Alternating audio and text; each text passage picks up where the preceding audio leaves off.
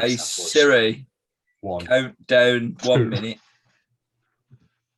1 minute starting now. Okay, Siri tells us we've got 1 minute starting from now.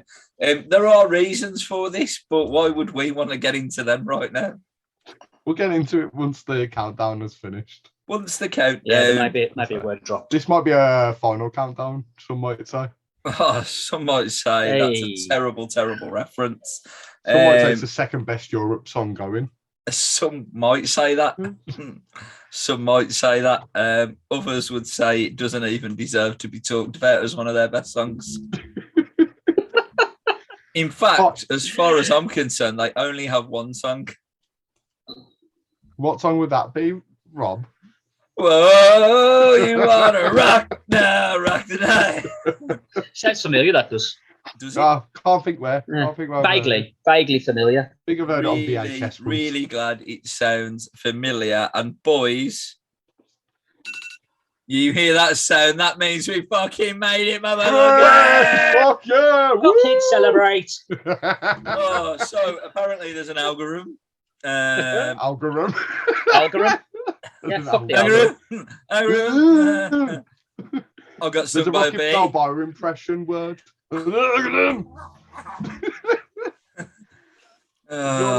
Sex pants going off there. So we are back for another pay-per-view review. We're still with the World Wrestling Federation after all this time. I am Rob Campbell, alongside I am your bastard, Craig Challoner. And I've been Daniel. A bee stung my dog. Cornfield.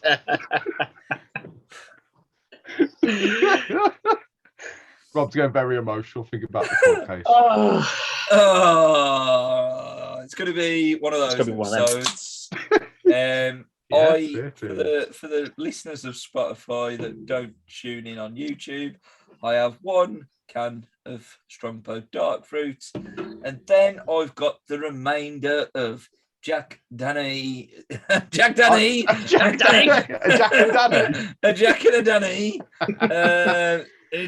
Danny provided me Tennessee honey, and there's a little wee bit left. If this pay-per-view review goes badly, we may see that being utilised. It's episode 32. That means 3 names are going to get chucked out at Don for no apparent reason. They are Sam Johnston, Victor Valdez, it's the goalkeeper edition, ladies and gentlemen, and the one and only Champions League winner, Carlos Tevez. I know some of them. Good for you. We are here for In Your House 19. Degeneration X is the title. It's the 7th of December, 1997. Springfield Civic Centre, Springfield, Massachusetts, for what is billed as a 6,358 sellout. The venue did not upgrade its capacity for another 2 years to 8,000 is what the internet tells me. Buy rate wise, 30,000 up on the previous year, 120,000 versus 90,000 against In Your House in December. It's time. Brett versus Sid for the WWF Championship was the main event for that one. What do we make of that so far, boys? I mean, that's not a bad 30,000 up. I mean, we're starting to creep into what would be known as the Attitude Era, so numbers are going to jump, especially for a B show, essentially, a B show pay-per-view. That's not bad numbers. Yeah, I was just going to say, you're about to jump into 98 with B shows actually making a fucking buzz. So, yeah, man. Indeed. It is the end of 1997. We've come to the end of 1997 on this run as well. So I've actually got some average figures. Now, do we go through them now or do we go through them at the end? What do you reckon, boys? Save them till the end. Save them for the end. I love that. I like that. I like that a lot. So the introduction is a full-on heavy Degeneration X video package with a little bit of the Shamrock thrown in there for you. We're just like, I'll ask the question now. Why is Ken Shamrock in the main event? Is it basically because we've got no other baby faces than Austin and The Undertaker, and we've got to save them for big shows? I'd probably say so. I mean, especially after what happened last month, we've got no Bret Hart. There's no Bulldog. Jim Neidhart's should never be in the Owen's MIA at the beginning of this show, so let's spoiler alert. But I'm saying if we're just going for the entirety of the Hart Foundation, like, you know, so there's which weren't no baby faces until Canada. Yeah, I'm gonna say when you step into Bizarro world, as it was commonly referred to as, Austin's already in a feud. Taker's he's in a feud. You've got nobody else, so yeah. Plus also Shamrock's got crossover as being a UFC fighter, which that's starting to make a run. That's starting to go up. You're coming off Survivor Series and fucking people wanting to see Sean get a beating. Yeah. And who better than someone that's legit like Shamrock? That is a decent way of looking at it, my friend. That is a decent way of looking at it. We will talk more about Shamrock in a main event a little bit later. But for now, spoiler alert, it was rotten. Oh, the excitement. Oh, what a maneuver. But for now, we get fireworks, a big fucking DX logo sign, some fire fucking works. Did I mention fireworks? Was there more May fireworks? have been a firework. There might have been a few fireworks. A karate fighter's blimp. He's flying around the arena as per fucking usual. JR and the King introduce us. We have Carlos and Tito back at the Spanish announce table. Yeah, and our good friends Ray Rougeau and John Bastard. John Bastard. The love for John the Bastard. I would say he's the only Frenchman I've ever God, I approve of that. There's only one other Frenchman I love. And he's Canadian, so fuck yeah. He's Canadian, so I don't care. French Canadian don't care. Yeah, exactly. Yeah. They just chose poor in their language. Technicalities, I love it. Okay, we're opening straight away. We're straight into a match, which is great. It's for the WWF Light Heavyweight Championship. It is between two Sexy at this point. Grandmaster Sexy. He later becomes in life. Brian Christopher taking on Taka Michinoku. This turns out to be the final of the Light Heavyweight Championship tournament. Which means we're going to crown a first ever light heavyweight champion in this era. But Don is shaking his head. Yeah, so I took a bit of umbrage with this because they were saying like this is the first time the WWF has ever had a light heavyweight championship. Yeah, it's not true. They had one, I believe, in the 80s, and there were people like the Dynamite Kid who held the belt. I believe they even had a crossover. I believe Tiger Mask, the original Tiger Mask, held the belt for a little bit as well. So there was actually, I believe it might have even been WWF. Yeah, that was three W's then. Yeah, that was when Vince Senior was running. But I know there was a previous light heavyweight championship. So I know Dynamite Kid was well known for the belt. Greg, is this genuine knowledge? Is he bullshitting us? Is he ribbing us? From what I remember, Dynamite Kid was the WWF. So Vince. The only reason I'm asking you is because you lived it, brother. Well, I don't live that era, but yeah. Well, that's going back a bit more, dude. Fucking ripping him here. Hey, fuck me. I know I'm pushing that 4-0. Do you remember when George Hackenschmidt was in his day back in the 40s? Let me just get the salt back out, boys. Hold on a minute. So, Don, you I'm are unstable. That is true. You are our resident Mike tonight. There are some names that were shown on a graphic. I screenshotted it when I was watching it on my phone earlier in preparation for this event on the way home from my day job. I have Aguila. Aguilera. Yeah, top lad. Yeah, any no relation. No relation. I have Super Loco even. Butchering the hell out of this, and I've only had a couple of sips. He's crazy. That's all I can say. He's crazy. It's going well. I've got Devon Storm. Devon Storm, yes, and if I remember right, he will later become Crowbar in WCW. What a geezer. I've got a bloke that just says Flanagan. Flash Flanagan or just Yeah. Flanagan? Oh, I think Flash Flanagan, but they didn't have enough room for Flash, so they just put Flanagan in the bracket. You think there was too much crossover with Flash Funk as well? Absolutely. Again, no relation. Again, No relation to Shaggy Garga. IT reference number 2. Eric Shelley. Alex Shelley's dad. That's No not true, relation. I just No made that relation. up. I made that up. And Scott Taylor, that actually obviously went Yes. on to become Scotty Too Hotty. They actually met in the semi-final. That's interesting, isn't it? Yeah. Scott Taylor versus Too Sexy on the brackets. That's what it says. So yeah, that was the tournament. But Don, really, really insightful. Thanks for that, mate. Was it put on the spot, brother? Put on the spot. I just expected I'm here for better. finals. I'm here for pay-per-view, not on the TV show. All right, and tell us something about Taka Michinoku. He does enjoy a sit-out power slam as a finishing maneuver. He does. He does. And he's still wrestling today as part of New Japan. Yes, he is. So, That's and he good. also started his own promotion called He did. Michinoku Pro Wrestling.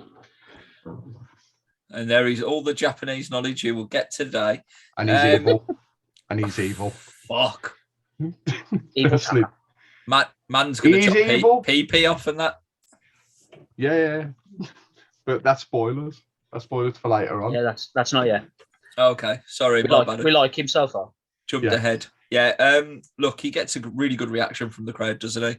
Brian Christopher does a decent job being a heel. I think it helps with the King and the storyline and the commentary, the story that we're being told that basically the King is the dad of Brian Christopher. As much as we all know it's true, sort of thing. I think the banter with King and JR and the crowd works really well here. Yeah. Oh, God, yeah. I love that fact that within a minute of the match, there was already chanting Jerry's kid. Yeah. So Yeah. it was like, even everyone else knew it. It was like, oh, I'd love to be that kid's dad. It was like, yeah, of course you would, mate. Of course you would. But It was fantastic. He held on to that as well for years. Yeah. Never turned around and went, that's my kid. It was always, what a great kid he is. I'd love to be his dad. I don't love that Brilliant. if he ever got to a point where he won the world title, he'd be like, really wish I was his dad because I'm so proud right now. Like, he just kept the rib going. Well, that's the thing, because he nearly slipped up in this one towards the end. Didn't Yes. So But Christopher it was intentional. a lot of this match was I really enjoyed it to be completely honest, but a lot of it was Brian Christopher giving heat to Taka, a few comebacks into some really solid cut-offs, including a skull crushing finale at one point. Yes, 97, bringing out the Skull Crusher, which I thought was Did enjoy interesting. that. Taka's moveset's amazing as well, especially for what WWF's known for at the time. Absolutely. Like that no-handed springboard plunger to the outside, that still blows my mind. Like 25 years later, it's like Taka Michinoku single-handedly was the answer to the WCW Cruiserweight division. Yeah, but the problem is you can't build Literally a what I was about to division say. around one person. Craig, virtual high five. It's Boom. We did it. We fucking did it. fucking damn Skipper. I think the problem is though, like they're seeing what WCW are doing, and their response is too late because WCW have had the time to build a division and to say, look, these are the people we can get. We've got all around the world different styles, and the best we're getting is Taka Michinoku. No disrespect on him, but you can't build a division on one person. Tell that to the bookers of WrestleMania 14, brother. Well, when we get there. I think a lot with the F as well back then was they just looked at anybody that was smaller and just went, you could be a lightweight, go and do what you normally do, but call yourself a lightweight. Yeah. They didn't have an answer for what WCW were producing with Rey Mysterio and fucking Guerreros and fucking everybody else. It was just you couldn't compete with that. No. They had no answer to it, and it's not a bad attempt. It's just They had an answer, but like you say, it just weren't a division, was it? Yeah. Don't get me wrong. I think Tucker's amazing. I don't think Tucker gets given enough credit for everything he did. No, because he was so good, and like even moving forward, he always consistent. Yeah, but you like wouldn't you get said, a bad Don, match out. You can't build that off one person. Yeah. No. So, look, the match was solid. Like I say, what did we make of the title? It's the old belt. Yeah. That's the old belt. That's the old WWF belt, I should say.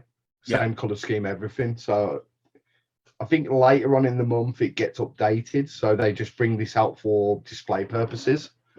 But then I think the WWF officially have their own belt then. Okay. So I didn't mind it though.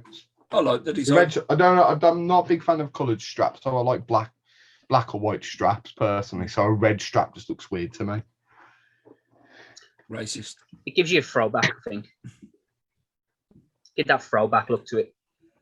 I thought it looked nice. It didn't look like Fabulous Moolah's title, so it was good with me. The finish is basically Brian Christopher missing the Tennessee Jam, I want to call it, the top rope leg drop. And then all of a sudden, out of nowhere, Michinoku driver, 1, 2, 3, first light heavyweight champion in 1997. Taka Michinoku, 12 minutes, 2 seconds, 3 stars. 3 stars, starting strong start. I like I said, I did enjoy this. King popping me throughout was like fucking quality. Tucker taking 2 decent hits on the head. One was a drop kick to the back of the skull. Yeah. That legit connected. He fucking felt that. And then the German that followed, he landed on top of his head. It was beautiful. It was like, fuck it, I got a head, I'll land on it. The only thing I took away commentary wise on this one was at the start, King said the only reason Tucker got through all this is because all he faced was dogs. He may as well just worked in a kennel. That got a reaction from me. But other than that, I'm giving this 2 stars. 2 stars. I'm gonna say I think the action in the ring was good. Taka, when he was let to do his own thing, amazing. Like I said, the inside out second turnbuckle moonsault to the outside, I thought was beautiful. Brian Christopher getting colour on the railing from his suicide attempt, shall we say, off the top rope. But yeah, no, it was a good match. 2.5 stars. It was a good opening, especially for WWF at the time. Good opener.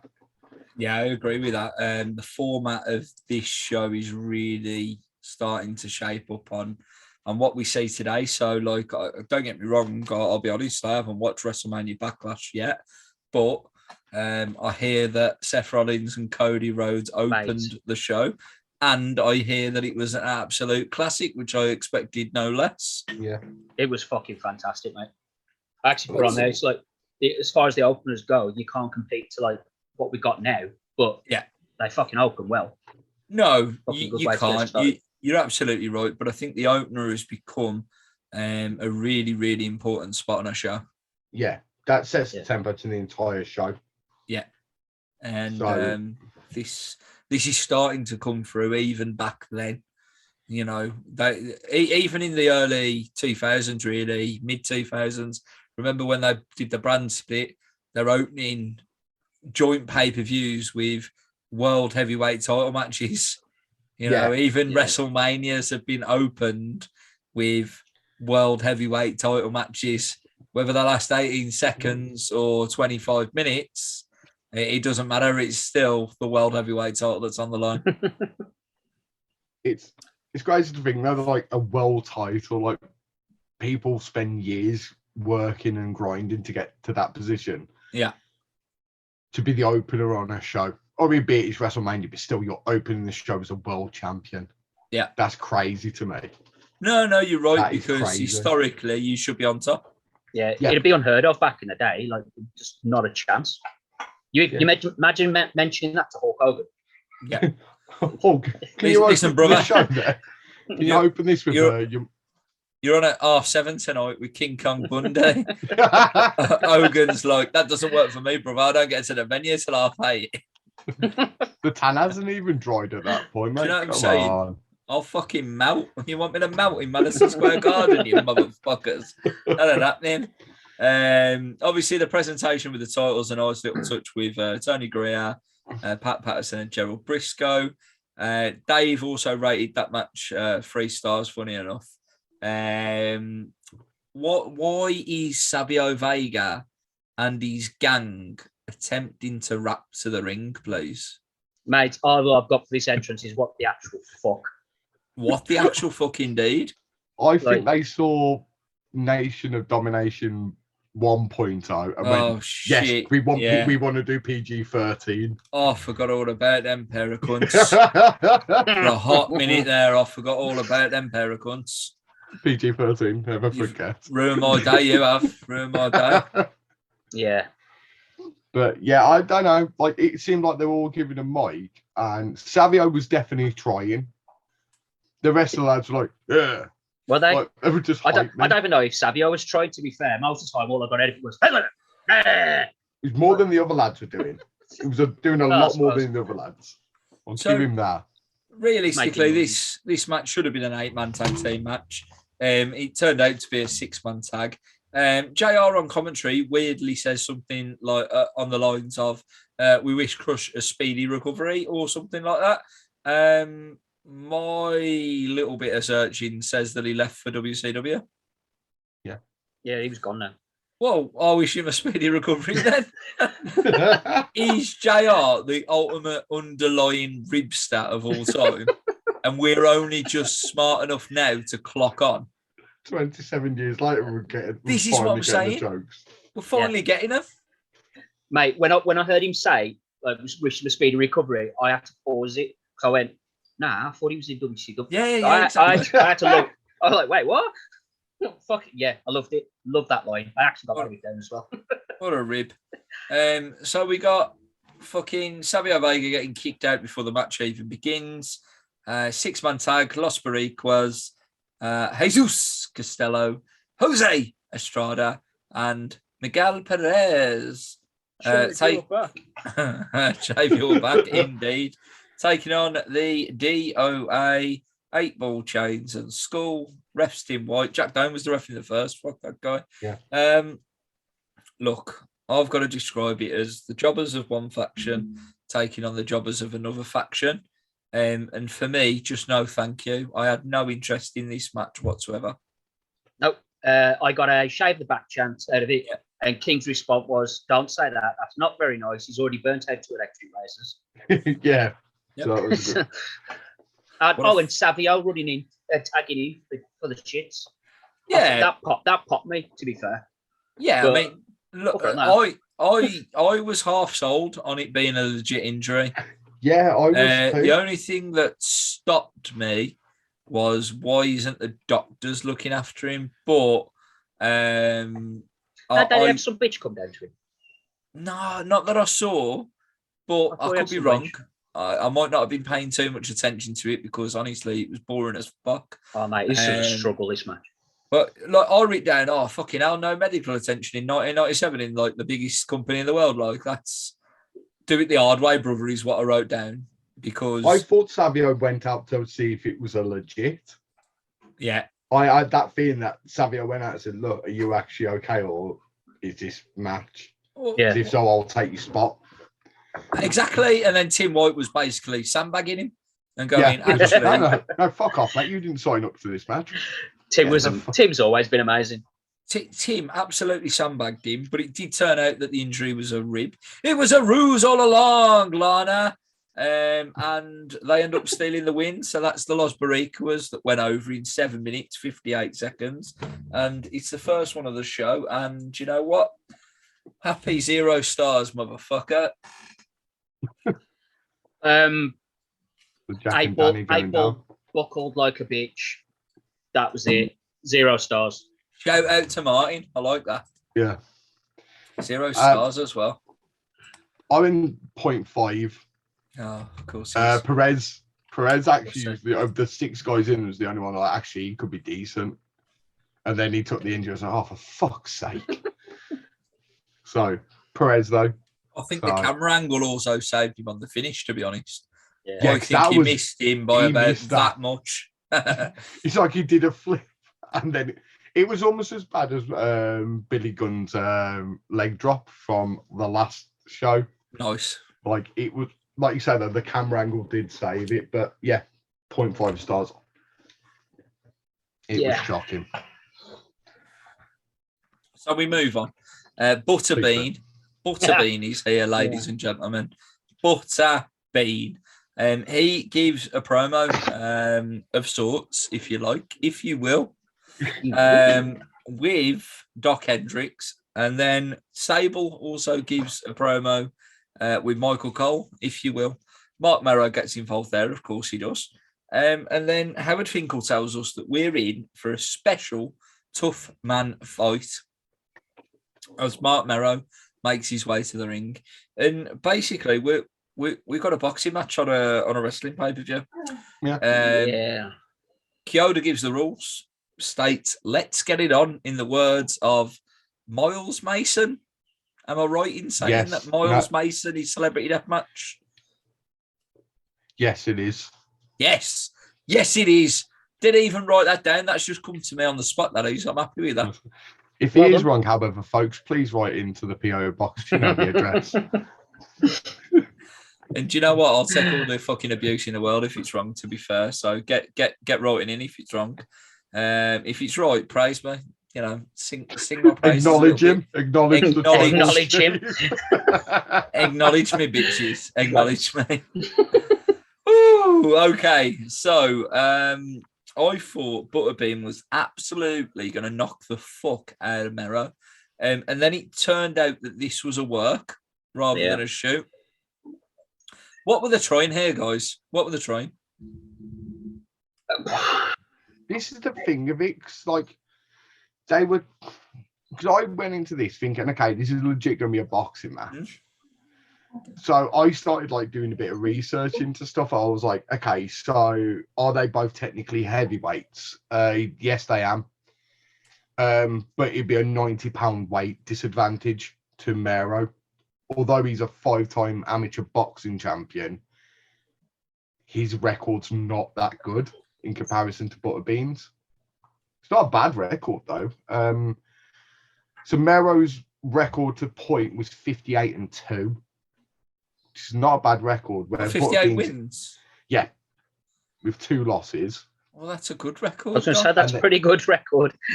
That's pretty fucking Tyson Fury of him, that is. Yeah, take the 2 off. Yeah, he's close. He's close. And then Butterbean's to record was 38-1-1. 1 loss, 1 draw. So, I mean, on the face of it there, what you've told me is Mark Merrow's a better fighter.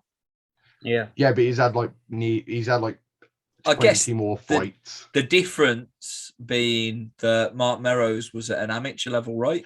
Yeah. Like he's pro, he didn't do too much in pro. He did do a couple, but I couldn't find an actual legit number for his pro career. Okay. Before he went into wrestling, so I have to go with his amateur. Well done for trying. I appreciate the fact that you've tried. Yeah. Glad somebody does. Let me just get the salt. This episode is sponsored by Salt. Get 10% off at all your local supermarkets with the code HOTTAG10. And after that fake advertisement, we move on. That's fake. That's real. That's on Asda's next one now. I was going to say, I use that in Iceland. If you don't go up to the self-checkout and ask the bitch for Hot Tag 10, you're down in my estimation. You're down. It does only work on your salt, though. I would say I've got a word to describe you people. And you know what that is? Losers. Okay, so I don't want to talk about this. Nah, I can't even be asked. So basically, we get into the 3rd round somehow. And in the 3rd round, there's a worked KO spot. And after another knockdown, well, the worked fucking KO spots at the end of the second round. Don't watch it. You don't need to. It's shit. Anyway, Mero gets knocked down in the third round, and then he gets up and he decides to low blow him, low blow and attack Butterbean, gets disqualified, hits him with one of them fucking boxing ring chairs. Fuck me. Fuck He off. put the Fuck, leg in his back. fuck in the lot his of it. back. How did I give this 10 minutes and 20 seconds, please? Fucking 2 in a row, 0 stars. He put the leg in his fucking back. I felt bad for Butterbean. I was like, oh, yeah, nasty. Oh, that's nasty. Yeah, I got That shot. fuck all. That was lovely. This like the intro to this was difficult because it's domestic abuse fucking angle. This is really with Sable and fucking Mero. Watching that now is a bit tougher to watch because you see where that's going. Well, But other than that, there was fuck all to Amber, this. you heard? Amber Heard. Amber, you heard that's in at the minute. Well, to be fair, I did hear that she pushed Martin down the stairs. So I heard Martin had to wear makeup to cover up the bruises, but there was no sign of makeup when he was out next to an award show. I heard that Martin was there and he got stung by the same bee. Well, so if you have any other theories to what happened to Martin, again, the PO box, right or none. but yeah, half a star for that motherfucker, and that's purely quarter star for the stool because that was stiff, and a quarter star for Sable. Do you know what? Yeah, that's what I'm saying. I'd usually give at least a star for Sable, but fuck me, I couldn't even bring myself to do it here. Yeah. I went half a star as well. I actually tried scoring when I thought it was a legit going to be a boxing match. I started watching it and I was scoring it. And then when I realised it was working, I was like, I'm still going to score it. So, what are the results? So I had the first round to Mero, as in he got a better percentage of punches landed. And same with round 2. Butterbean took round 3. And by the end of round 4, which was when the disqualification happened, he would have won. Who? Butterbean, because he'd have had knockdown. He had two knockdowns. Okay. So he would have won unanimous. Oh. If I was judging it. Wow. I trust you. So. I love everything about what you've said, and I can't wait for Brawl for All now because I'm expecting the same level of commitment. Yeah, that's fine. I'm all right with that. I'm okay to do that. I'm not watching the entire tournament. Should we run the entire tournament? Should we? Look, it didn't work for them, so it's not going to work for us, brother. We should do every fight. Okay, come on. At this rate, we'll start covering boxing with you being a judge, I tell you. So basically, that fucking ends, that monstrosity ends. So then we move on to another one, really. The artist formerly known as Goldust comes out with Luna in what I can only describe as an extravagant matching set of outfits. And JR decides to drop, if you will, on his commentary. And I fucking lost my shit. I got nothing for you on this. Wow. Craig, I thought this would be right up your street. I thought you'd give me some Sam I Am and Here I Am and all of that bollocks. I started going with it and then I went... Your fucking headset matches their outfit, you couldn't. Where's your mask?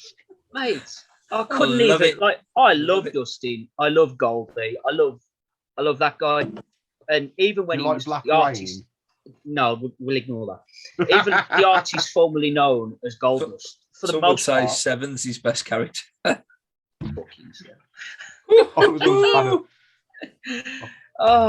the natural. Yeah. Anyway, just know. I got fuck all for you. I walk away from this. You're into a bit of this type of kink. Any thoughts from you? Craig is talking to you. That was you, Don. Oh, was that aimed at me? It wasn't aimed. I think he was just opening it to the floor. Yeah, because my kink is watching a man in a pink negligee, see-through gimmick, green tights, reading Dr. Seuss. Yeah, that's always been my my secret kink. So, spoiler alert. I've there seen you your go. OnlyFans subscription. I'm going to say, yeah, you can get 10% off with the code HOTTAG10 for that as well. That at is checkout. correct. The only thing that got me in this promo was Luna at the end. Just Dragging him off popped me. like. That Just was drag it. him away. I was like, try it out, but Just the fact that she smacks him in the face, absolutely yeah. It was like, dominatrix to fuck. He turned me on a little bit. I'm not going to lie about it. I will give him some praise to a degree. Like, he come out to be hated. Yeah. He wanted people to decide. And to be fair, by the end of that, people were like, I hope you fucking die. Yeah, people were like, what the fuck is this shit? No. Get me out of here. Who Where's knew that Marlena? Yeah, who someone knew that kill him or Marlena kill was the me. thing keeping him on the quote unquote straight and narrow Crazy. with Gold Dust. Oh. Yeah. I did we like then- that Luna actually was wearing just before we go on, I did like the fact Luna was wearing a Gold Dust inspired makeup though. That one did pop me actually, I'm not gonna lie. Luna was She was fucking quality. great, man. She was amazing. Yeah. Oh yeah. Amazing. So Pour good. one out. Pour one out. Pour for one Luna. out for Luna Vachon, man. Fucking too right. So, where are we? We're at Hello, Talon Hawk. Dave. That's where we're at. Ah, Michael Cole is in the driving seat. I am gutted there's no more Todd Pettingale, but in comes Michael Cole, I suppose. We then see how the New Age Outlaws have become the tag team champions. Look, again, poor Martin for not getting to call this, because this is the first time on pay-per-view that we're going to call the New Age Outlaws a fully fledged tag team called the New Age Outlaws with the Road Dogg Billy Gunn. The Road Dogg Billy Gunn. The Road Dogg Jesse James. the badass Billy Gunn. My bad, I'll take a shot for that, no problem. No, that's a name now. You were stuck now. Okay. going with it now. Fuck it. So the worst tag team champions in the history of tag team champions, the league. No, I'm only choking, Craig. So we got the Legion of Doom, Animal and Hawk taking on the New Age Outlaws, Road Dogg Jesse James, and the badass Billy Gunn. They're the champions. It's for the titles. Jim Corderis is the ref. It's fitting, I feel, that the first time we get to see him on pay-per-view as a fully fledged tag team, because they were together at Survivor Series, but there wasn't the New Age Outlaws, right? That's clearly developed over the gap. And they're at the DX pay-per-view, and the fact that they become huge members of D-Generation X, I think, is a really, really big statement. Yeah. Well, like Triple H said, like once Shawn retires, the name needs to carry on. So why not bring some people up? And to be honest, it's a little way ahead for us. It is in '98, but by that time they do actually become a fairly decent tag team, like in psychology terms, if you ask me. The New Age Outlaws. Yeah. They know how to talk.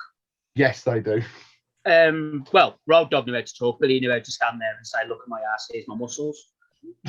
But and I can drop kick. Other than that, like, That's true. I got fuck off for them. Like, I love the gimmick. Don't get me wrong. I mean, everyone loves the you didn't know. I mean, to be fair, No. you hear that, man? That's DX, isn't it? You know what I mean? That popped me actually when it came on the entrance, but then Road Dogg was so like no energy. He was like, "Oh, you did not know." Yeah. Oh, your arse better call someone. You know, I was like, "Come on, where's the like the real like gimmick bollocks?" I think the promo was going in the right direction, but all the back and forth bullshit was crap. But I like the Jurassic Park reference, talking about dinosaurs, basically referring to the Legion of Doom as dinosaurs and old bastards. Because that's the thing, right? Like, the competition's got all these old guys running the show. Like, WWF are trying to promote the new generation, as they once said.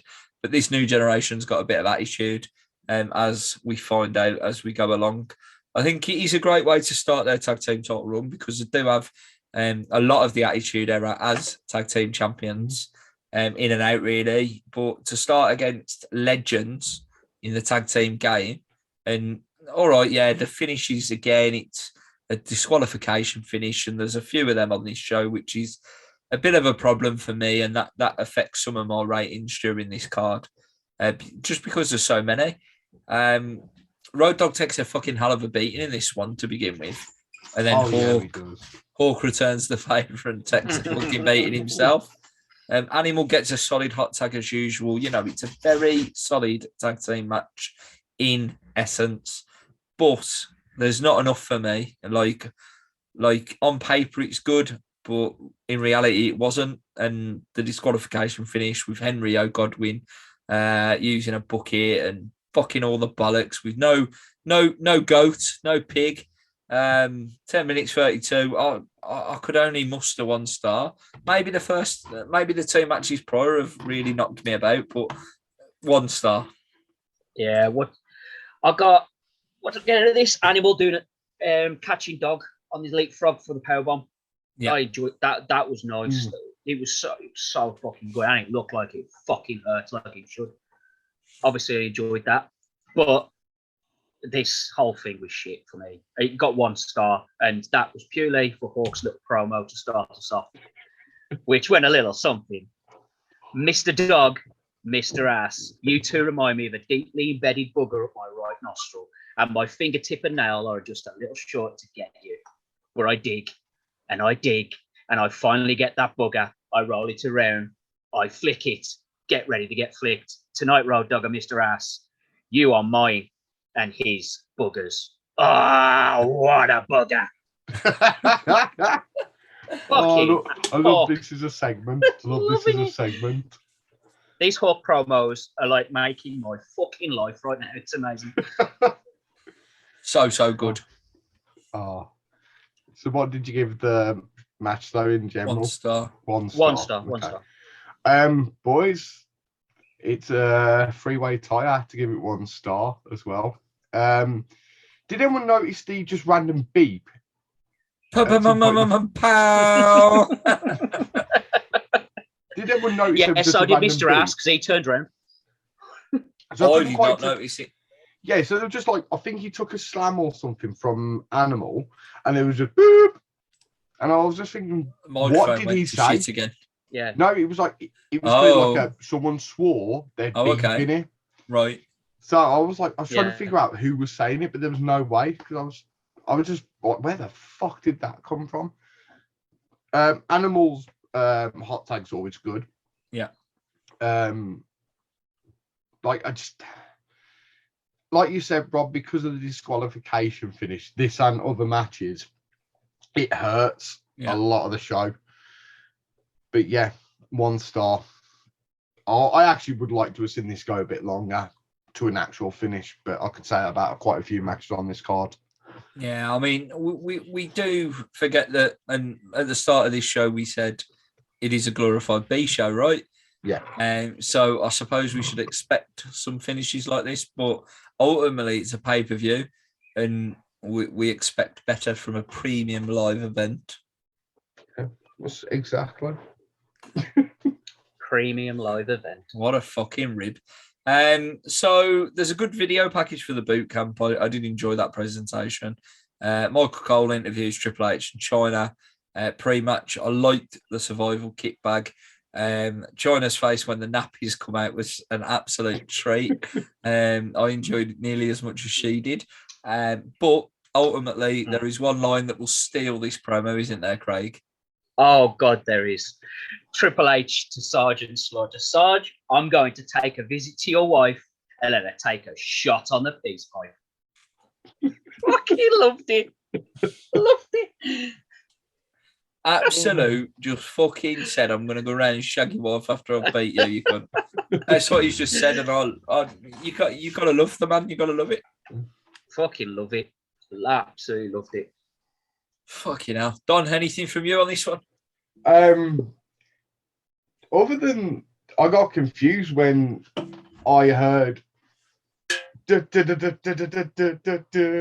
Oh, the second time this year And it wasn't the It's- fucking Patriot. Well, hold on. It's the third time this year, right? And this is what I'm saying. I think this is the ultimate rib on Kurt Angle, right? Because they've gone, you try and make this work, right? Which Fucking he all over fucking the did. road. Because at the end of the day, like, did everyone just go out to Kurt Angle's music in 97? Yeah. That's what you got to ask yourself. If it was a Sunday night heat and a dark match, did you just send the babyface out to fucking Kurt Angle's music? Yeah. We'll never know because they've decided to send Team USA that fucking was shit at Survivor Series. Obviously, the Patriot had it before that, had Dale, right? Fucking jobber. Mhm. And then eventually, and now, Sergeant Slaughter has it at the end of 1997. Why the fuck is Sergeant Slaughter going out to Kurt Angle's music? Why the fuck is Jim He was coming out into to this for a while. Sergeant Slaughter? Do you Was know he? what I've actually... What, like on Raw and that? Yeah, because he was he commissioner? Or, I Oh, can't no, remember Yeah, what the commissioner fuck. at the time. I just Yeah, thought yeah. he walked out to the ring with his big chin. Nah, he had it as like a background fucking noise for him when he was doing his little fucking gimmicks and shit. You're and, fucking joking. but Do you know yeah, what? man. I would have preferred having this music, in all honesty. I'd have preferred Butterbean because he's going out from the last match, like from the boxing match, in like, you know, the stars and stripes. It makes. Do It'd you have made know more what, sense. John? Do you know what? At the next fucking Black Country Championship Wrestling show, you're going out to this fucking music. Cool. Okay. Rob, when is that next show? Just for people that are interested in coming. June 10th, we're going to send June a 10th. Victorious to Allen Sports Bar in Tipton. Get your tickets at bccw2021.com and see Carson Bailey come out to Kurt Angle's music if you want to chant a bit of "You suck at the motherfucker." So does Sarge's wife, apparently. Yeah, especially on that piece. On the Right. peace pipe, there we go. Also, Uh, would Vince allow Sergeant Slaughter as a name now? There's a question. Slaughter No. as a name. I ain't being funny. Fucking Viking Raiders, they had a name change because of the way the fucking name was Yeah, he perceived. probably would have been like Sergeant. Sergeant Miscreant. Sergeant, Oh. whoops, I did a bad thing. Well, then again, though, Walter got his name changed to Gunther Strauss. Ah, yeah, and that got Which- changed again. Yeah, do you know why that got changed, though? Yeah, Nazi fucking It's Sergeant. the name of a Nazi commander. Yeah, let's just. We got a exile problem, the Vince. Nazi. Exile the Nazi. Which one of you fucking nuggets gave me a Nazi? Whose head's gonna roll for this? I liked the boot camp match, other than the fact that the ref had to keep getting out the ring. I just didn't understand it at all. It didn't make any sense. Neither did JR, I think. Yeah, exactly. They couldn't fucking make sense of it either. Slaughter did, fair play to him, take a huge over the top turnbuckle bump. I love that bump, by the way. At the That age looks of so cool. 49. Yeah, it was Yeah. great. Yeah. Fucking fantastic. And Like a back I say, body drop over the ropes as well. Another. Yeah, I was Hey. gonna say. Sergeant Slaughter put in a fucking shift there. Yeah, You he can't did. deny that. He took a Mark back body drop in the ring Yeaton. as well. So Mark fucking Yeaton, the timekeeper, also put in a fucking shift because Triple H whacked the fuck out of him with that ring bell. You heard it as well. There was no like, oh, I'm going to stop my foot. That was like, I don't think he caught him clean with the belt. It but was you the definitely wood, heard a wasn't it? thump. You heard Yeah. a thump. Yeah, he hit him with the wood side, but yeah, it was fuck me, it was shocking. Look, I don't know, it was good. I liked it a lot. China did get involved in the finish, but what else did you expect to happen realistically?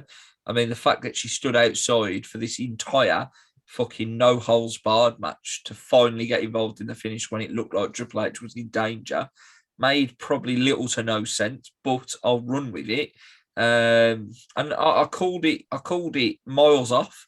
I knew that she was kicking him in the bollocks. I knew it was. But then the fact that he pedigreed him on a steel chair to get the victory, again, poor Jack Doan as well, by the way, ripped to that guy too. Mark Yates and Jack Doan, we wish you well. But 17 minutes and 39 seconds, Sergeant Slaughter went in this one. I did give it 2.5 stars. fair play. I enjoyed it. To be fair, I did. I enjoyed this. Like we already said, fucking Sarge taking some drops.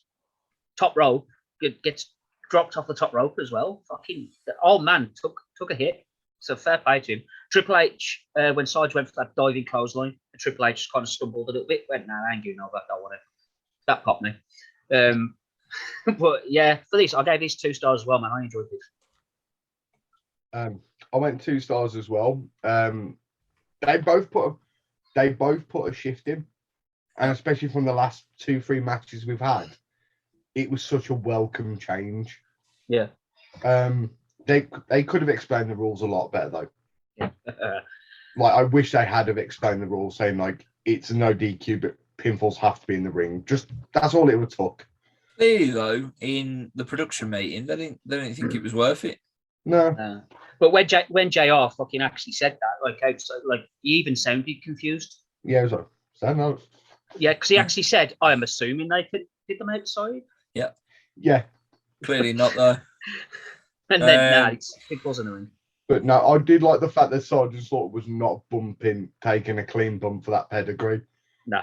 He tried to like bump on one knee and then one leg extended out. And it was like, yeah. Somehow it was still going to be fucked anyway. You're taking a pedigree on a chair. Fucking absolutely rotten. That's what it was. Yeah. But 2 it still stars for me. did the job. Dave also rated it 2 stars, boys. Jeff Jarrett, your boy is back, Don. Your boy is back. And he's delivering a promo in what I can only describe as the worst gear I have ever fucking seen in my life. Right, talking about how he's going to beat the fucking Undertaker, mate. You wanna stick up for this motherfucker because I don't like his gear and I don't like his music either. While I'm at it, I can't stick up for this. As much as I've previously stated, Jeff Jarrett is my boy. In fairness, not the worst gear I've ever seen though. Jeff Jarrett's previous gear in his last run was the strap. In the WCW or the WWF? WWF. No, I ain't having that. Yeah, he had that like strappy gear. Yeah, I ain't having the that. little see-through bits. Yeah, that's the worst gear I've ever seen. Like we're talking like 95 Jeff Jarrett, 96 Jeff Jarrett. What's up with that gear? I don't know, but this was a hell of a lot better. What was a hell of a lot better this gear that he's wearing? This gear that you're over that fucking one. ribbing me. There's no way. Seriously? There's no way you're ribbing me. No, I ain't having it. Looks like someone's cut his shirt at a house party. Went, all right, then I'm working it. Yeah, he fucking did work in it. He worked in it well, actually. Yeah, no, I like the entrance jacket. Eat Ahmed Johnson over the head with a fucking guitar at the 96 Royal Rumble. I ain't having it, mate. Friend of the show, Ahmed Johnson. To be fair, I really dislike Jeff Jarrett, but I'm going to side with Don on this. Craig Chandler has been removed from the meeting. I don't like the character. I don't like this version of Jarrett. This world's greatest wrestler. I can't get behind it. It's awful. It's fucking awful. It's Jeff Jarrett versus The Undertaker. Tim White is back out refereeing. And on paper, I will say it, Don, it should be a good match. It should be, right? And it starts pretty well. Jeff Jarrett, he follows, the Shawn Michaels approach to The Undertaker. Fucking duck, dip, dive, dodge, all of the Ds. He probably fucking loves all of the D as well, to be fair. He probably ran out in traffic to prepare for this match. No, yeah, I agree. Dodged the wrench. We get a classic bit of Taker. Psychology-wise, it's perfect because Jarrett goes after the leg. And it does become a decent match in essence without anything really to write home about as such. It could be a lot better, is what I'm saying. Then Kane finally turns up and then, shit hits the fan, literally, because you're thinking, well, how's this going to end, right? And then basically Jarrett's like, yeah, fucking doom for me, like. And then Kane's like, who are you touching, you cunt? Chokeslams him straight to hell, right? That means Undertaker gets disqualified. So that's the 3rd disqualification of the night now, if you're not counting at home, right? So Taker gets disqualified, which technically means Jeff Jarrett holds a victory over The Undertaker. Think about that for a second. Exactly. That's what I thought. The stare off between the two brothers before Kane gives him the slap. With Taker resisting the urge to fight him back. He's just fantastic storytelling. And I include that within the match as I give it a rating of 1.5 stars. Yeah, I'm with you. I was never a Jeff guy. Sorry, John. Dislike that guy a lot. But I will say I agree with you with the 95 gear because that fucking sucked ass. But as far as the match goes, That's a former Intercontinental fucking champion you're talking about there in that gear. Yeah. What did he ever do in this gear? What did he ever do anyway? Get victory over Undertaker, you've just said. Jeff never did anything for anyone but Jeff. And Jeff was shit, sorry. He was all right in the ring, I ain't going to lie. Spend my days looking hard on the go when spinning down slow. I don't care, cover the low with my baby tonight. That's on the fly. That's on the fly. That's on the fly, boys. I don't know why, the but in my head, I've got the what you call it for the WCW announcer version. Then, just like I don't know the news. Fucking the Dave Penta. That was on the fly. It was on the fly. Oh, I want to hear Dave Penta sing that song. It's not on my Spotify playlist. I don't listen to it every day. That was on the fly. Bear with. Yeah. You know what? That was overrated as well. I'm going to throw that out there. What, the song? Yeah. Oh, man. Martin's rolling in there you his go. apparent grave. Spend my... how many stars did you give it, Craig? 1.5. Okay. Daniel, I am Jeff Jarrett's biggest fucking fan. Cornfield. What have you rated it, you cunt? I went 1 star. Again, I didn't even... Dom's got lower than us on a Jarrett match. Yeah, I know. Wow. I kept thinking 95 gear, and it clouds my judgment. No, like you said, it was going to be a decent match, but again, because of the DDQ finish, I didn't include the storytelling with Taker and Kane. I saw it as literally the match. So as soon as that bell ring, that was the end. But it was going to be a potential. I'd like to have seen again. Like I said earlier, I'd like to have seen it gone to a finish. And you could have still done this at the end. But they didn't get a lot of time. They got 6 minutes and 54. Do you know what I mean? Yeah. This gimmick does not suit Jarrett, though. No. That music's horrible. Well, WrestleMania 14, all is well in the world as far as I'm concerned when it comes to Double J. Yeah. That entrance jacket's fucking glorious, though. No. I don't know why it reminds me of Alundra Blaze. Cody Rhodes. Yeah, I'm all right with that. I'm okay yeah, with that. That's who it reminds me of. Cody Rhodes does it better, though. Look, Michael Cole is in the crowd with Mark Henry. He can't cut a fucking promo to save his life at this point. I'm here with this kid. Does the kid have a name? Fucking hell. But we're about to get into what I feel is the real main event of this show. And the fact of the matter is, it's the first time on, pay-per-view that these pair are together. And the video package that the show is good, but it's only going to get better as we go along. In case you haven't clocked on to who I'm talking about, we're going to see Stone Cold Steve Austin defend the Intercontinental Championship against The Rock. And fuck me, that is just mouth-watering hearing out loud, isn't it, really? Yeah. In 97 as well. Yeah, exactly. Starting both on the rise. Hell yeah. And these are the sort of, when you think Intercontinental title, these are the matches that sort of build everyone, including the title status. Yeah. Like, this is the belt you get to go on to become a world champion. And when you put two legends early in their careers in WWF, how could it not be a good match? Exactly. Yeah. Well, the Intercontinental title for me was always the title. Like, this is the workhorse. This is the workman's title. This is the wrestler's wrestler title to me. Which I don't think it has that sort of... I don't think it has it anymore. It doesn't have that sort of reputation I'm gutted by. This is the Yeah. belt like you give someone, say, okay, we've got belief in you. Do something with this title, and we'll see where you go. Mate, Where this, you think? Yeah. Where this you was think? the start. This was the start of it, wasn't it? Like you said, man. This Yeah. fuck yeah. I would even argue when Brett had the belt was Well, really when it started. Brett and Sean were the first two that really made this belt something in my eyes. Yeah, I mean, I wasn't a Hogan guy, was I? You can't discredit Mr. Perfect. I was about to say you got Texas Mr. Perfect back in the Tornado. day. No, Ricky and the I'm Dragon not- Steamboat, Randy Savage.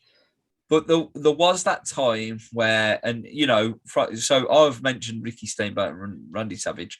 Everybody knows that's WrestleMania 3. Everybody knows that, right? So where does it go from there? And I get it because Rick Rude did a great job with it. Yeah, he did. But then he goes to the Warrior, and then I think people start to forget about the Intercontinental title a little bit then because the Warrior had it. Because ultimately, funny enough, no pun intended, he just ran to the ring, did some fucking 30-second gimmick, and then left. Beat Honky Tonk, who had like an 18-month streak at that point. There you go. Honky Tonk Man, greatest Intercontinental champion to ever live, brother. Second to Santino Marella, some would say. Thank you. I would not say that. I would. I'm with you. Which one? No, I was saying that's what I was going to say. I'm with you. Which one? I've made my point. And then like you say, the British Bulldogs of the world that we forget to mention there. Mr. Perfect, Roddy Piper. Yeah. Of course, Tom would be disappointed if not mentioned. Bret the Hitman Hart, Shawn Michaels, Razor Ramon, Carl Aesthetics with Jeff Jarrett, Shane Douglas. No. He did win the belt very, very briefly. Won it. We ignore that. Sorry. Won this belt Hold on a minute. Yeah, the Mountie was good. I like the Mountie, actually. I was using the Mountie in a derogative then. You're trying to fucking shoot on the Mountie for, bro. I'm not. Who's shooting on the Mountie? Shane Douglas as a teacher. Shane Douglas as a teacher was handed this title and then jobbed out in about 6 minutes to fucking Razor. Yeah. Right, Razor lost his title 3 years in a row at the Royal Rumble. 94, 95, what a hero. And 96. Dropped the title at the Rumble every year. What a fucking loser. Do you want him to become at least a 3-time champion? He was like, if I lose it, I can win it back. And then Joe won the title in 96 off him.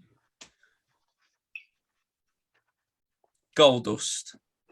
There you go. There's another name. This is what I mean. Like, there's a lot of people who've held that belt previous to sort of like a saying Bret Hart, Shawn Michaels, who I think of them 2 people won the world title. Yeah. Savage and Warrior. Everyone else were upper mid card who could have been world champions but were never given an opportunity. I think when you got to Bret and Shawn and then lead up to now. Yeah.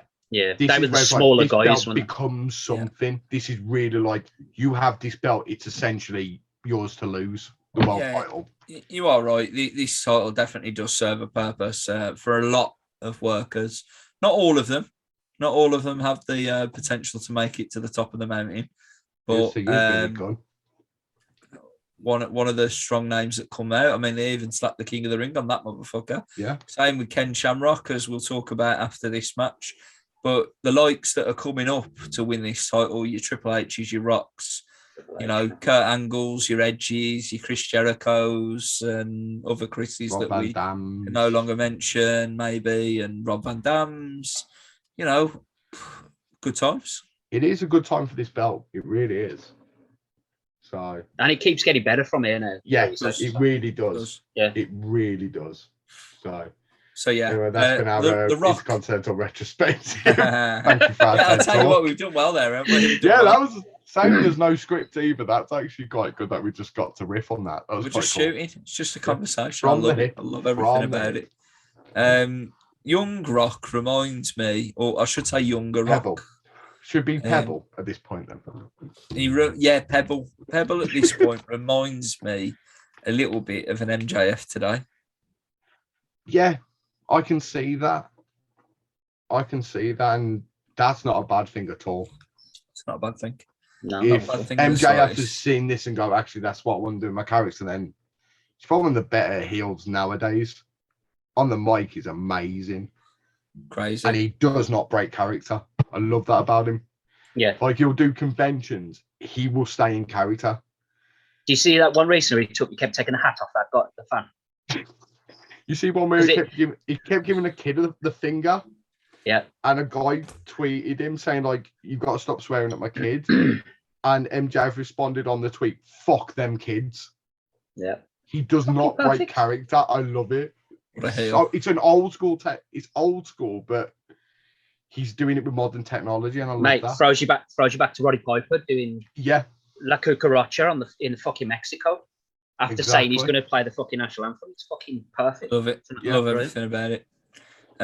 Rock does a good promo. We also saw that classic pager thing, where the Rock's in his shorts and he's got the title. 316. 316. Oh, shit. Yeah. Job's a good one. Yeah, Rock's got the title. He's claiming to be the champion. He's not. Austin is the champion. The pop is really good for Austin and the glass shatter, not to the heights that we obviously are used to it being at this current moment in time.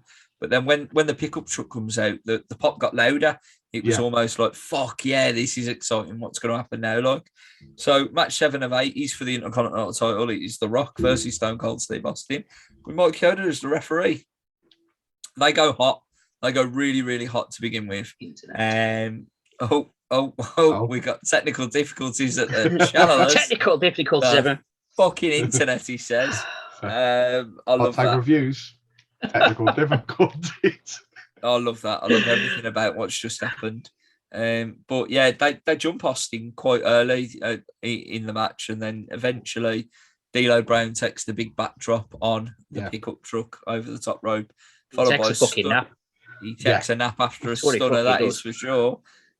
Austin's back in the ring, and the bell rings. He does it all in his vest. The whole match in his vest. It's fucking great. The crowd are hot, and the match kind of reminds me of the start of WrestleMania 15, to be honest. Yeah.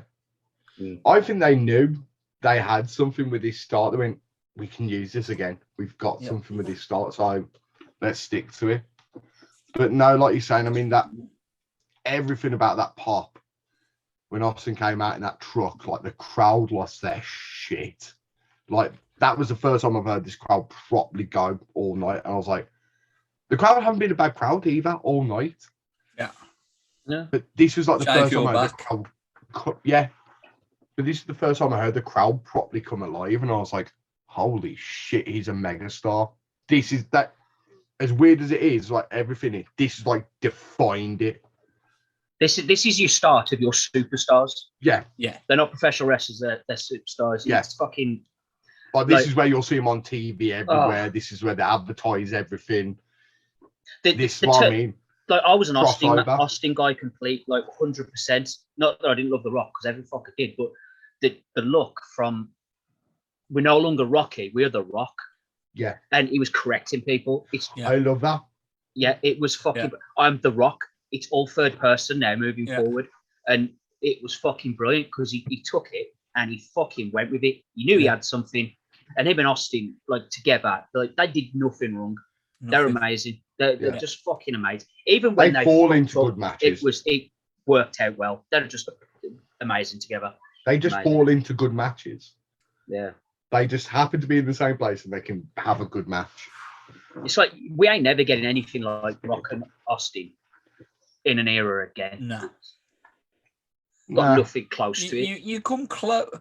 People would say you come close, and I say people, with probably John Cena and Edge, right?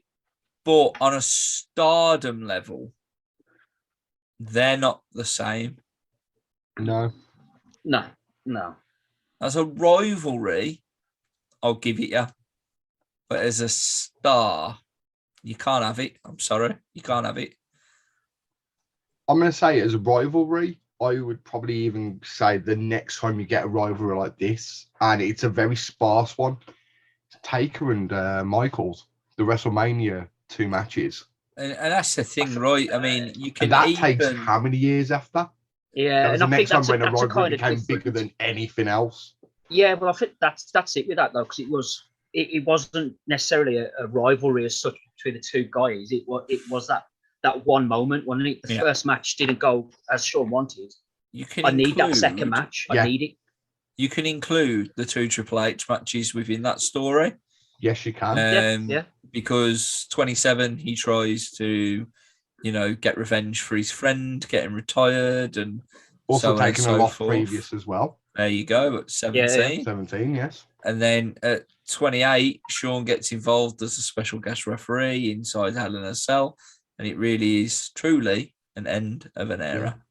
Yeah. I will throw out one more Shawn Michaels in that. Sean and Jericho, like their feud, like that come from nowhere as a little throwaway, and it just fucking went, and it was amazing. Yeah. Start to finish was just perfectly executed. I love the fact we're talking about everything else other than this match. And this isn't saying this is a bad match. Like, no, this is the match if it's a shit match, we talk about. So what did you have for dinner today? Do you know what I mean? But like, this is the match that triggered all that to come, wasn't it? And that's the point, I think. Really, and I think even WCW tried to do this a little bit. So this may be the first time that WCW was cribbing something back, which I think is quite an interesting way to look at it, because I think they tried to do this with a couple of people and just you never got the right feeling. I think the nearest WCW got with this would be Goldberg and Nash. And even then, it just never worked. And exactly. We'll get to them now. Oh, yeah. We'll get to Goldberg. We have to. Yeah, we will. Unfortunately. So this is a teaser, a prelude, if you will, baby. Just the tip. It's just the tip. It's probably not even the tip. It's probably just gone in the mouth a little bit, to be fair, Don. You know what I mean? It's an accident more than anything. This is more of a flash. This is like, oh, look what I've got. It's like a side boob. You know when you're in an Indian restaurant, right? You know when you're in a restaurant. Yeah. And obviously you have quite a bit, don't you? You know, if you want to go all out, you'll have your starter. You fill your boots. You'll have your main. You might even have a dessert. You potentially even have a coffee, like to send you home happy. But this is when they bring the poppadoms out. This is like the poppadoms have arrived. The poppadoms They ain't even dropped the sauce on the table yet. Oh, okay. I was going to say, have they brought out the... they ain't dropped the onions down. They ain't dropped the mint yogurt down, the mango chutney, the should we get a curry after this? Oh, mate, I'm fucking hungry now. Fucking here I am as well.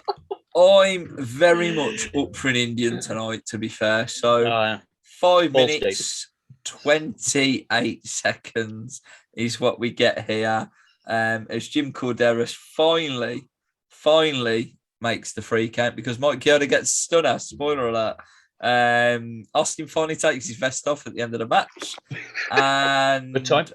Basically, Chioda's there waving it off, and I thought maybe this is going somewhere. It doesn't go anywhere. Look, for sure it is. It was the best match of the card. 3.5 stars for me. Everything you just said, fucking 100%. This was just, it was brilliant. Fucking loved it. 3.5 stars. We're on point. We are. I love this. Yeah. This, like I say, everything about this match was good. I genuinely thought, fuck, they're going to DQ finish this. Don't. This is getting good. I'm so happy I was wrong. Save that for the main event, brother. Spoilers. But yeah, just like everything, like just that little final sequence of seeing Rock go for the dusters and then Austin just straight away smacking putting on a stunner. I was like, fuck yes. Also, Rock Cell at this point hasn't evolved to the I'm going to try and land back on my feet. Nope. Yeah. So I like this, the sort of simple. I like that. It's very simple. Poppadoms have only just arrived, brother. Yeah. To be fair, I really enjoyed the stunner to the ref on this as well. Yeah. That was good. That was. I hadn't seen a hit like that before for a ref. I think definitely as we're getting into this year, we're going to see a lot more refs taking a lot more shit. Yeah. So it's nice. Not nice for the refs. I mean, they're eating shit like Mark Eaton took a bell shot. Well, rest in peace, Mark Eaton. Rest in peace. Yeah. falling out with Mark Eaton. I don't know, like he might be dead. It's, I don't know. it's Jason, you daft cunt. I don't care. He Is got hit that. He got Yeah, hit yeah. that hard. His name's Eaton now. Nice. He got Nice. yeeted out. The boy got No yeeted relation to Elon Musk.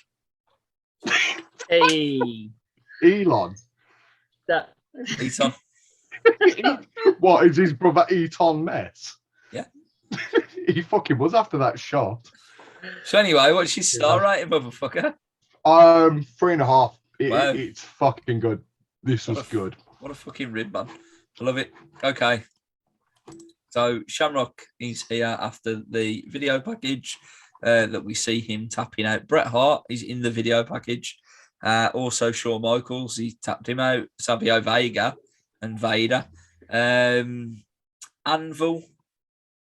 with a proper fucking shoot on HBK, I thought, in that fucking thing when he back elbows him. Yeah. I thought he took his jaw clean off. I did. It's like my only shot I'm getting is fuck yeah. Literally, that's for Bret, you cunt. Cornette, again, interviewing. He was a bit Not ropey right. for me. Yeah. Shamrock was awful. He should have said bitch rather than baby for me. Like, he gets a good reaction. But obviously, it's not the same, is it? Sean gets interviewed by JR from backstage, which again was weird in itself. He delivers a solid promo. The opening line made me laugh. Yeah, he fat something or something. Yeah. Or other. Now, could you please be respectful? Of course I can, you fat tub of lard. Yeah, that's the one. I love this like era of Shawn Michaels when he's being a proper dick here. Proper dick. But he's Proper dick. funny with it as well. It's like quite endearing.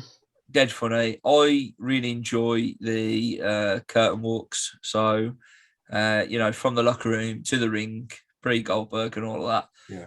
With the Hell in the Cell music as well. Exactly. It just gives more insight to the backstage area, the wrestlers, their mindset before they're about to walk out the curtain.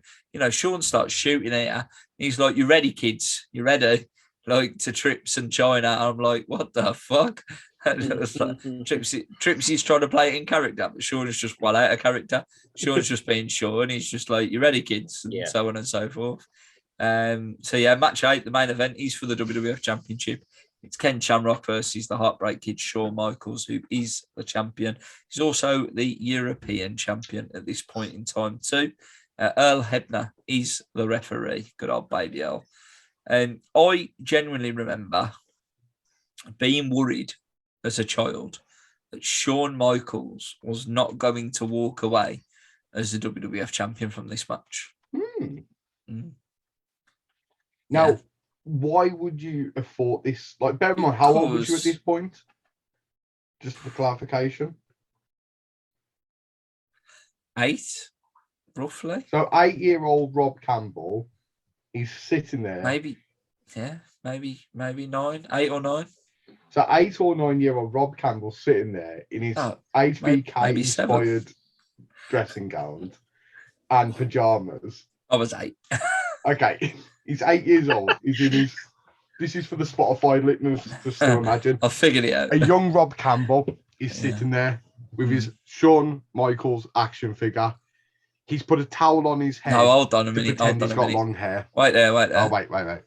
It weren't a Shawn Michaels action figure, was it? It was a Jeff Goldblum. It was a Jeff Goldblum. Yeah, sorry. Jurassic Park 2. So he's got my only character that could do the switching music. Yeah. So he's got his he's got the good doctor in his hand, pretending it's Shawn Michaels with a towel over his head, pretending it's long hair. He's got his Shawn Michaels HBK dressing gown and matching pajama set on. Yeah. Worried that he's potentially losing this match. Shitting it, mate. Shitting it. Why was you worried? Because they presented this badass motherfucker as the world's most dangerous man. And the second that he snapped in that ankle lock, Shawn Michaels, with the character that it was at the time, he was tapping when he was like, get me the fuck out of here. Are you sure about that? Because we did watching that promo package, his ankle twisted 2.5 times around like Reagan's head. He had that as his backup. So I'm gonna say, why be worried? I had a feeling that was a work from her. No, that's legit. I had a feeling that wasn't going to That's do how the Mark job. Gisnetti found him. Saw him on a sideshow, like twisting his foot round 2.5 times. He's like, having him. I'll Yeah, have him. pick a windy, you could. And fall through it. So look, Shamrock was really, really lost in this match. There's Yeah. no way of hiding it. Sean really puts him over, tries his hardest to not lose his shit. Because let's be honest, if he did lose his shit, he probably wouldn't have gone well in this situation. It's like one of the only times that Sean lost his shit with Vader legit in the ring. I was going to yeah? say, Yeah. Vader, if anyone's going to kick his head in. But did you see what Ken Shamrock did to Vader earlier in the year? Yeah, that's what Exactly. I mean. There you go. So Sean was that's why China and Triple H were at ringside, brother. I'm telling you now. Yeah. Like if things got They were heated, ready. They were ready. they were for ready shit to get real. jump in. Absolutely. It's a DQ finish. They go for the ankle lock, and Triple H and China are in there within seconds, and it's a DQ finish. Shamrock wins by disqualification. Shawn Michaels retains the title. And I enjoyed it for what it was, but again, the DQ finish lets it down. Sean automatically gets 2 stars for me. It's like a standard thing. And that's the minimum that he's always going to get. So this match is 2 stars. Well, this match got 2 stars from me, but Well, that's because I included Owen Hart jumping okay. after the match. Yeah. I added that to it, but this wasn't much to shout about. Cam Shamrock got carried all the way through it. Oh, I think Dave's dropped it. You He's dropped back. out then, Dave. He's back. Technical difficulties. I'm back. Yeah. Love the internet. Yeah, I honestly thought Sean was going to slap Shamrock at one point because how shit he was. But yeah, 2 stars. That's all it needs. That's all it's getting. Yeah. I think I was a bit more generous with this match. I give it 2.5. Well, Sean what did was you like bumping about it, you jobber? Sean was bumping his arse off. Yeah, And agreed. in history, if Sean's bumping his arse off, he's taking the fucking piss. So I was like waiting for the rib to start, but it never happened. So, yeah, like you said, like if he was ever gonna like fucking lose his shit with someone, Shamrock in '97 is not the person to be doing that with. No. No, like genuine. I thought Shamrock was lost. He was lost. He was in deep water. Like this is the first time they've said, right, let's give you a chance. He was decent, but it was too soon for him. It was far too soon to give me even remotely near a Michaels. But I actually enjoyed the match. But yeah, that DQ finish again. Fuck off. I wouldn't mind if this one match would have been the DQ finish. Bag of bollocks. I'd have been okay if this was the one on the entire show that was the DQ finish. Too many Yeah. for a WWF card, One. especially. Anything more than one's too many. That went a really long time as well. They went Yeah. 18 minutes 27. Big Dave give it 3 stars. And to just call out the Owen Hart attack at the end there. So it all did break down. And as Triple H and China were beating down Shamrock, Sean was on the side facing the commentary table, giving the crowd some shit. And Owen Hart literally pushed him straight through the goddamn motherfucking table and then punched the shit out of him for a good 5 minutes because no one noticed that it had happened, clearly. Yep. So, and Owen's a worker still, so he's looking around going, when reality is, well, this motherfucker's just screwed your brother. Like, just kill him, though. Just kill him. I am could have easily done. They didn't do more with this. Yeah, because this was a really short story. It was like, what, 2 weeks on Raw and then it was done? It was over. They moved him into Triple H rather than Sean. But I think Owen should have been pushed to the main event here. I think Owen was always that wrestler that people said like could have been a world champion. This would have been a perfect storyline to bump him into it, 100%. But it's too personal, isn't it? I think that's how you got to look at that. Not to defend it because I loved Owen Hart, but this was very personal. It wasn't about a title or anything else. It was literally, you fucked my family. I think I would have actually been professional about it though. Oh, Yeah. it was amazing. I sincerely Yeah. believe he would have been like, The I know thing what's is, happened. you're right. Sorry, you're right. Like obviously, and I know we've given a lot of different examples in this show, but I think it's worth it. So the most personal example that I can think of top of my head, where they've worked together and produced a good solid match together. Can anyone guess? Edge and Hardy. There you go. Yeah. Edge and Hardy, SummerSlam 05, right? Yeah. Yeah. Well, there was a runner. I think there was like 3 pay-per-view matches. Yeah, in fucking total. don't worry about that, like. But Mate, yeah, how that didn't turn into just a straight fucking brawl. There you go. So it could have been done, but they probably didn't trust it back in '97. yeah, they barely trust. Well, they fired Matt until fans were like, "Why are you firing the guy that's clearly not in? Is the one that's actually in the right?" Thank God. Thank God a naked child didn't walk in. Thank God. Yeah, We've been there before. We've been there before. Oh Jesus! Average yeah. scores. This show, on average, we have rated it in total 1.6. Okay, it's a bit higher than it's higher than I expected, considering all the 0 stars Yeah. and the half a stars and so on and so forth. Craig, you were the lowest at 1.5. Me and you, Don, have actually landed equally at 1.68, which is dead strange, considering you're a pussy and won't 0 star or anything. I like my 0 stars to mean something when I do it. Yeah, they fucking meant a lot to me. I don't just fucking throw them out. I don't just throw them out. Bollocks to you. Okay. So I'm gonna now it's the end of the year. It's the end of 1997. Happy New Year indeed. I'm going to give you some average statistics based on 1997's pay-per-views, starting with WCW and their figures. So I'm going to give you their average attendance, their average buy rate of pay-per-views, and how much they were up or down year on year. Okay. So World Championship Wrestling after 1997 had an average pay-per-view attendance of 10,746 people in attendance. What do you make of that number? Yeah, they weren't doing a lot in the way of people being in attendance. Theirs was buy rates. So that makes sense for me. There were some venues a bit bigger. There's quite a few smaller as well. So averages out. Yeah, I was going to say they didn't do many large, really venues, did they then? So no. Their buy rate was, on average, 232,333. Yeah, that's saying they're not knocking the door of 250,000 people buying. Averagely, Starcade really helped. Yeah, damn right it did. But I think their NWO story's really starting to take off. So really starting to take off.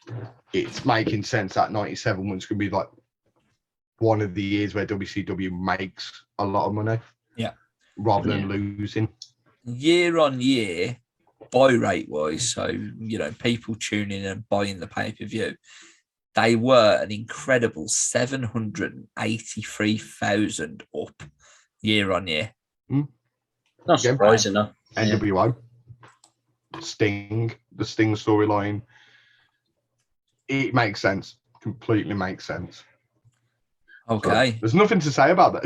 I've got nothing else to say. It's all right, Forrest. All right, Forrest. Well, I think's a bit like shit though with that. Like WCW before the NWO had some really solid matches, like like some really good wrestling, and then the NWO turned up.